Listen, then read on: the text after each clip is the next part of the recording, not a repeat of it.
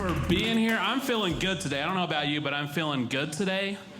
And I think it's because I used my bidet today. Do we have bidet people here? It's incredible. I'm a new convert and I'm bubbling with enthusiasm about it. Like, I don't want to overstate this, but I don't think I've ever been as passionate about anything ever in my life. That's how I feel. Because it's crazy how clean you feel overall if just that part of your body is clean. Like, no matter what else is happening, you could be covered in mud and dirt and soot. But if that part's clean, 98% clean. That's how you feel. I stopped showering. I bidet when I need to. I do an armpit bidet twice a week, and I'm good. My wife, she got me a bidet for my Christmas present. Yeah, that sends messages in a marriage, but that's what happened. A Christmas present. She went all out. She didn't buy some cheap bidet. She bought me a $500 bidet. Like, this bidet can sense who's sitting on it and adjust its aim accordingly. It heats the seats, it heats the water, it's incredible. What I'm telling you is this bidet has AI. The bidet companies call it Bidet Eye. Which is incredible, but it's also a little bit sad because it means to some extent the bidet is sentient and it came to life one day. It's like, whoa, I'm alive. I can shoot water. Do I work at a water park? What's my purpose in life?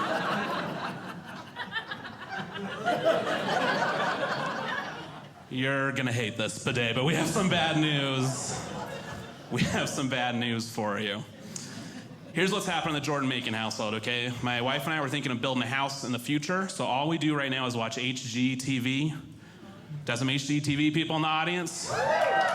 It's wonderful, right? I love all the shows. Love It or List It, Flip or Flop. Any Property Brothers fans in here? Yeah, of course you are. They're talented and beautiful. It's insane. God made one Property Brother and was like, that's not enough. And he made another one.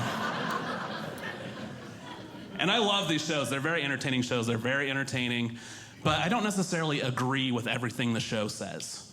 Like, my wife, she sits in front of the TV and just gets incepted with every idea. Like, oh, yes, we must do shiplap, yes. That's the one word I've learned, but shiplap is one thing. Because they have an agenda of what the perfect house is. And one thing I really don't like that all these shows like is this idea of open concept. They love open concept. They worship open concept. Dry bar, I'll tell you right now, I'm anti-open concept. I just go as far to say as I am closed concept.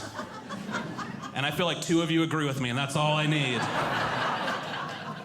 If you don't know what I'm talking about, let me explain it to you. It's when these home makeover people, they go to an older house that needs some repairs, but this older house will have perfectly good walls, functional walls, separating areas, making rooms, doing their job. They'll take their tools, they'll destroy these wonderful walls, and they'll have the nerve to say, we're now gonna charge more for this house. Okay, you should all be incredulous right now, but I guess I'm one of the few house purists in the building. Any house I'm looking to buy, I'm looking for 3 core elements, all right? These 3. If they don't have it, not buying. I'm looking for floors. I'm looking for a roof. You guessed it, I'm looking for walls. I would not walk into a building that's missing the roof, and as I look up to the sky, I go, oh, well, I do love how, like, open and airy this is. It has, like, a vertical flow energy, and I love that. It's a bit chilly, but I do love the flow. So that's what my wife says. She says, Jordan, you don't get it. It's about the flow. Houses need to flow. Why? Because they're like rivers. What? I don't know, but the show's told us we have to do it. She tried to convince me. She's like, look at our place now, Jordan. Look at this. If we took down this wall, then the people in the kitchen could see the people in the living room. And then if we took down this wall, the people in the living room could see the people in the bathroom. And Call me old-fashioned, I guess. That's not for me. I also think these open concepts, I think they're bad for relationships. I do. If any of you have ever been like stuck at home with your significant other, like maybe during the pandemic, you were like working from home, spending lots of time with your significant other, you know this to be true. Houses need more hiding spaces. And if only one of you in the couple's laughing at that, you have something to talk about on the way home, all right? And it's okay, you can love each other, it's just not healthy to look at each other that much. Because if you look at each other too much, you start noticing how stupid their face is. And you love their stupid face, but it's stupid now. And then you just get on each other's nerves, you get into full-on arguments, maybe you get really upset and you want to storm out of the room. Newsflash, open concept, you're still in the same room. You're in the corner looking pouty. So I'm gonna host a show on HGTV, okay? Here's the premise for my show. I'll be the host. They don't know this yet, but it's going to happen. People will come to me and they will say, Jordan, we love our house. We hate each other. Fixer-upper us. And I'll say, okay, let me into your abode. Let's take a look around. It'll be the same thing every episode. I'll walk into their house and I'll go, oh, yeah, you two hate each other because there's not a wall in this place. Then I'll put them in two separate corners and I'll build a wall this way and I'll build a wall that way. I'll separate them on live TV and save their marriage. Are you with me now, Dry Bar? Because the sad truth is, if you want an open concept, you're going to end up with an open marriage. That's just the truth. It's not me. I don't want it either. And I had such a good name for the show that I don't think I can use anymore. I think it's too loaded. It might send the wrong signal, but it's such a good name. They're also catchy. Love It or List It, Flip or Flop. I wanted to call this show Build the Wall with Jordan Makin. I thought that would have been a good name. I think it might attract the wrong crowd, though. I think people will be tuning in a little disappointed. This isn't the wall I wanted. And every episode, I'll look deep into the camera and say, I understand. It's the wall these two needed, though. My wife and I, we don't have kids, but we do have cats. Any cat people here tonight? There we go, very nice. Let me ask this, any cat haters here tonight? You cat haters are always the louder, scarier bunch, I'll tell you that much. It's like you've been waiting all day for someone to ask you your opinions on cats. Woo, I'll kill one right now, like take it easy. We have 5 cats. Yeah, even the cat people are like, that's too many, dude. So it's mostly my wife's fault, but I do love them. And I can understand cat hate, I really can. Like, if you ask me, Jordan, do you love your cats? Absolutely. If you ask me, what do you love about them? That's a harder question to answer, actually. They're not all that interested in this guy, to be honest. Like my favorite cat right now, her name's Minnie, and she'll do this all the time, every day. I'll be in my office, and she'll walk in, and I'll go, oh, hey, Minnie, and she'll notice I'm there and be like, never mind, and leave the room. And I go, love you too. It's a toxic relationship, it's bad. But for you cat haters, you should know we added a dog to the family recently. We got a dog. Yeah. Before you clap too much, you should know I was very against the dog. You could say I fought the dog, and the dog won and lives at my house now. And it happened over a long period of time. My wife really wanted a dog, and I just felt like we were too busy. Dogs, they need you all the time. It felt too stressful. And finally, we had kind of a big argument, and I compromised. Marriage is about compromise. And I told my wife, and I said, all right, how about in a year? We'll get things in order. We'll feel more comfortable. We'll get a dog in a year. Verbal agreement. Remember this. 1 year. The following week, I flew to Florida to do some comedy. And as I'm landing, I have a phone call from my wife. I said, oh, she's checking on me. How sweet. And I said, yeah, just like that phone that went off. That. I said, oh, she's checking on me. How sweet. And I said, hey, babe. I landed, and she said, oh, yeah, whatever. Jordan, do not check the doorbell cam footage. Now, we had a relationship built on what I thought was trust. But I'm going to tell you, the most surefire way to get someone to not check or to check the doorbell cam footage is to say, not check the doorbell cam footage. And my trust immediately shattered. My brain went to the worst possible place. I said, oh no, are you leaving me? Is there a man on that doorbell cam footage? Tell me his name. What's his name? And she was like, no, like, relax. It's not that. But I do have something to tell you. And it couldn't be helped. But in the 4 hours you've been gone, I saw a dog on Facebook, and it really needed a home for a large amount of money. So if you look at the doorbell cam, you're gonna meet your new dog, Jordan. Pippa. What is that name? 2 soft vowels? I sound so stupid. Yeah. You're not on my side, but you will be in a minute. And it's a betrayal. We remember the verbal agreement, the 1-year verbal agreement, that was a betrayal. I know it's not the worst betrayal in a marriage. I'm telling myself. Like, I know if she left me for another man, I know, I understand that's way worse. But I keep feeling like her getting a dog is like more annoying. This dog needs us all the time. Every day. He says go potty to eat. Every single day this dog needs us. My cats I can leave for a week and they're happier. This dog changes our life completely. And I don't know how long dogs live, like at least 4 years. And this thing needs us. It needs us all the time. It's a huge commitment. It changes everything. And if she left me for another man, I'd be sad for a couple years, but my life would have less commitment. Relax, we're married, we're doing okay. We didn't get divorced over this. And here's the thing too, most people are dog people. I know I'm in the minority as far as being not a dog person. And so my friends, I couldn't even complain to them. I had this dog I didn't want, I couldn't complain to my friends. They're like, why are you complaining? She made your life better, blah, blah, blah, blah, blah. I don't think that would happen if she left me for another man.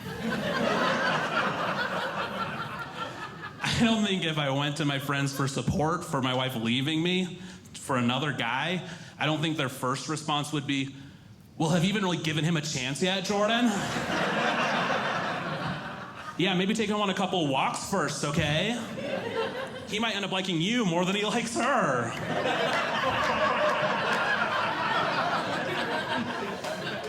It got a little weird, but you guys are fun. Yeah, that's... Yeah. We're at the age now where we don't have kids, like I said, but our friends all have kids. We're one of the last friends in the group to not have kids. And if you've ever been that person, you know that your friends with kids try to convince you to have kids all the time. They really want you to join the kid wagon. And they oversell it. They do. They go so hard trying to get you to have a kid, like, oh, Jordan, you should have a kid. You'd be such a good dad. Here's the thing, your life kind of doesn't have any meaning right now. So if you add a kid, little bundles of joy, you'll be so happy, it'll be amazing, it'll be the best, you'll be so happy. And then you look at their life for just 1 minute, and these bundles of joy paint a different picture. Like, when my friends first had kids, I didn't hear from them for months. They were adjusting to this new dark lifestyle. And then finally you get a text from your friends with kids like, oh, we need to catch up. It's been so long. We've just been so busy with the kids. Come over after we put them to bed. We'll have a great time. It'll be so fun to catch up. And then you go to their house, and the place is stickier than you remembered it. Your friends are on the couch, eyes sunken, splotches on their shirts, staring into the abyss. Oh, hey guys, it's good to see you. How are you doing? Oh, we haven't really thought about ourselves in a while. We just take turns keeping it alive. Cool, fun. You were playing guitar a few months ago. Are you still playing guitar? Oh, hobbies, those are gone, yeah. Oh, well, I'm like, are you guys doing okay? I'm worried about you. Are you doing anything fun? You watching any cool shows together or anything? There's so many good shows. What are you guys watching? Oh, yeah. We did just watch every episode of Bluey, and it's the best. Jordan, you should have kids. Kids are amazing. Are the babies making you say this? What's happening? This feels like baby blackmail or something. Like, did you wake up in the middle of the night with a baby with a knife to your throat being like, tell Pippi you love us or we'll end you? Blink twice if you need help, dude. I have friends right now that have twin toddlers. Yeah, some people know how dark that is. Twin toddlers in a household. If you go to a house that has twin toddlers living in it, the word post-apocalyptic comes to mind. There's just like decapitated toys everywhere, weird little red smeared handprints all over the walls, stuff dripping from the ceiling, watching your step. Even the parents themselves, they act like zombie apocalypse survivors. Like if you ever go to a house with twin toddlers in it and you're about to knock on the door like it's at night and you're going to hang out when the kids are to bed and you go up to their door and you're about to knock, before your knuckles even touch the door, they rip it open. They say, get in here, shut up. They react to noise. Like, whoa.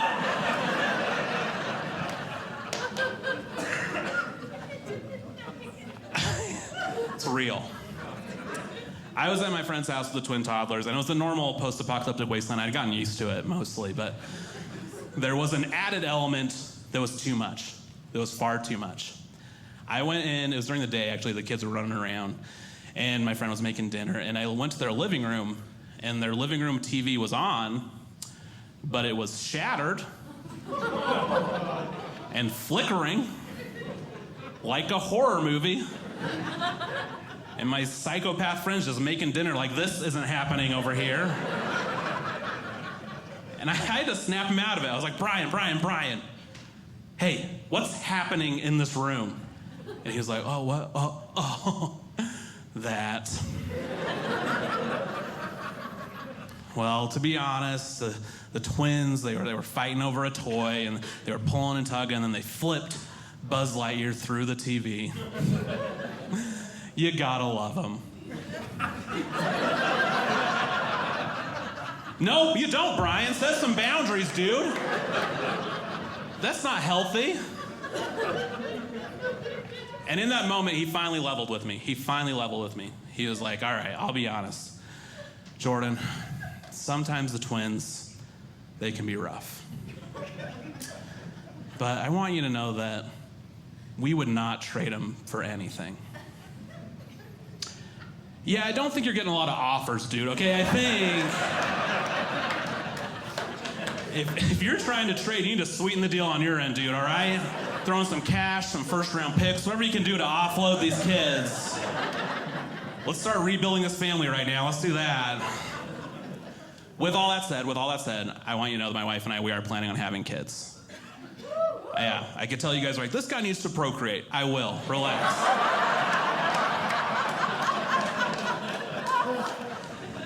And my wife and I, we were talking about what we want for our future kids. And we're both very open-minded. We just want to love them, support them, whatever. But there was one thing I told my wife. I'm like, I really need this for our kids. There's one thing I need. And she said, oh, tell me. We're a team. We can work on this together. Just tell me. And I said, Adrian, I need for our kids to be ugly. And she laughed in my face. And I said, I'm very serious about this, Adrian. She said, why would you want our children to be ugly? And I was like, do you know how hot people have treated this chubby ginger his entire life? I don't need that attitude from my little children, okay? Hot people don't even acknowledge people like me. That's a parent-child relationship doomed for disaster, all right? It'd be terrible. And I wouldn't want to overhear them and their hot friends hanging out. Like I'm about to go in and say hello. But before I enter the room, I hear one of their hot friends go, so, like, is that guy your dad?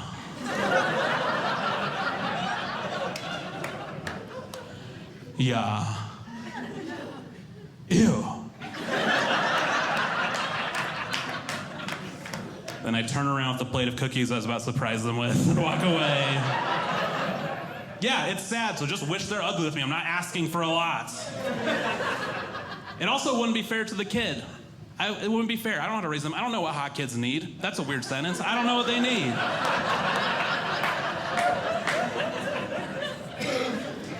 Ugly kids, I don't know how to support. That's my history. Like, if my ugly kid had a hard day, I'd know exactly what to do. I'd go into his room. I'd sit down on the bed next to him, put my arm around him. I would say, "I'm so sorry, Wendell." And yes, we are naming him Wendell just to make sure he's ugly. Yes, that's the idea. There are no Wendell Goslings. I think it's a safe bet, okay? And I'll say, "Wendell, I'm sorry Shiley didn't want to go to prom with you. But you know what? You're gonna be way funnier than her someday."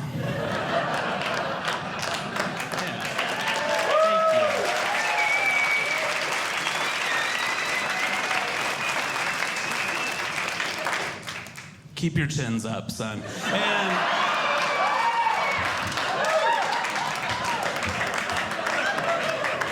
I think I crushed that parenting situation. Thank you.